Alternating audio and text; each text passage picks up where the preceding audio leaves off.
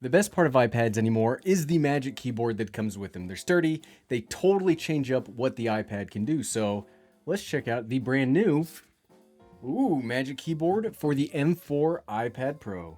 Look at this thing. This is a giant keyboard, by the way. I mean, this box is huge. But who cares about the box, right? Let's crack this thing open. I mean, it looks good. That sounded so good. Apple has really gotten the packaging down pat. Okay, let's get this thing out of the box. Now, I've been using and loving the Magic keyboards for the iPad since they first came out with the iPad Pro a few years ago. It can really take the iPad from something you watch the everyday dad on to a hybrid productivity entertainment machine, which is really unique in the marketplace.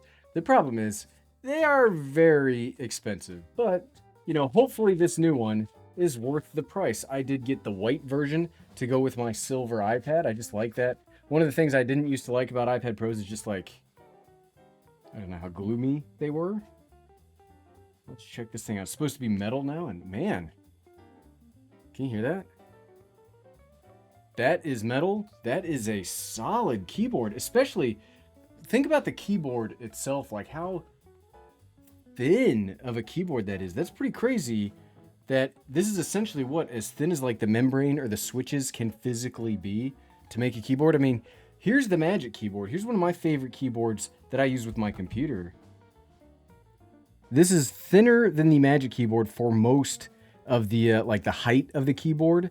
Like right about at the shift key, they become the same and then it just gets bigger. So this thing is super thin.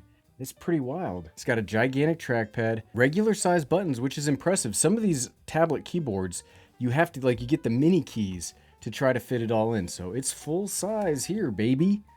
That's pretty sweet. Option command, pretty good. How do they feel? Here's the most important part.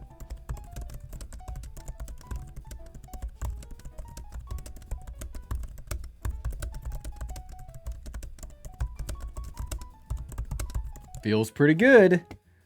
Feels pretty good. I think it looks great. The hinge, how's the hinge? It's a little tighter. Like the hinge is a little harder to move than I think I would necessarily like. So we'll see how that lasts after like a month later, right? You do get some viewing angles where you can lean it back, lean it forward. Here's the smart connector. That's what connects to the back of the iPad Pro. And then one of the things that's really nice about the Magic Keyboard, especially when it comes to the iPad has a Thunderbolt port, like a USB-C port, right? Well, when you have it set up in like laptop mode, if you have a cable hanging off the top of it, that kind of sucks. So here you get a USB-C port for charging, which is pretty nice. Let's set this thing in and see what we got. That is just beautiful. I mean, this screen is incredible. You can't say anything about this new iPad Pro without talking about the screen. And I love how this works. You can see, much like previous iPads where you get this little cursor. It's not like a regular computer cursor. It's like a big rounded cursor, but as it goes to things, it connects to it, right? So it's like an assisted cursor, but it's pretty nice, especially for the iPad OS operating system.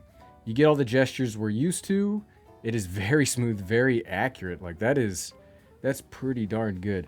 The one thing though, and I was hoping this year Apple would change this. So here's the Apple Pencil Pro, right? It's great. You can use it for drawing. Hopefully we can use it for picture taking or other kind of remote control here soon. But what do I do with this now? Let's say I'm going on a trip or I'm going to the airport. What do I do with my Apple Pencil? Do I just throw it in my backpack? Do I throw it anywhere? You can't, I can put it here on the top of the iPad where it's supposed to go, but if I put this in a bag, it's going to get knocked off, potentially lost, potentially broken. That's kind of frustrating. One of the things that Samsung does really well with their tablet keyboard, this is just the regular keyboard, is they have a spot on the inside. Can you see that? This is the S Pen. I like this way better than the Apple Pencil, by the way. As you're using the tablet, you put it right there, close the tablet, you're ready to go. Here, you cannot do the same, which is kind of frustrating. I do wish Apple had created a spot for it, inside or somewhere else other than just hey there on the top. But the reason we had a separate video for this is the thing that I like most about the iPad Pro is the potential of modularity here. Like right here, this could be my work laptop. I could use this as a laptop, get all the things that I need done, take notes, check email, do work conference, all the things that I need to do on a daily basis, I can do from here.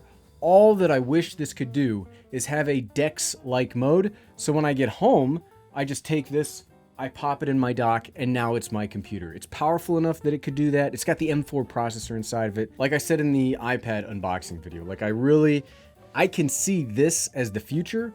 It's just, it's gotta take that next step to get there. But the keyboard itself, it's amazing, it's beautiful, it's very expensive. Would I recommend it?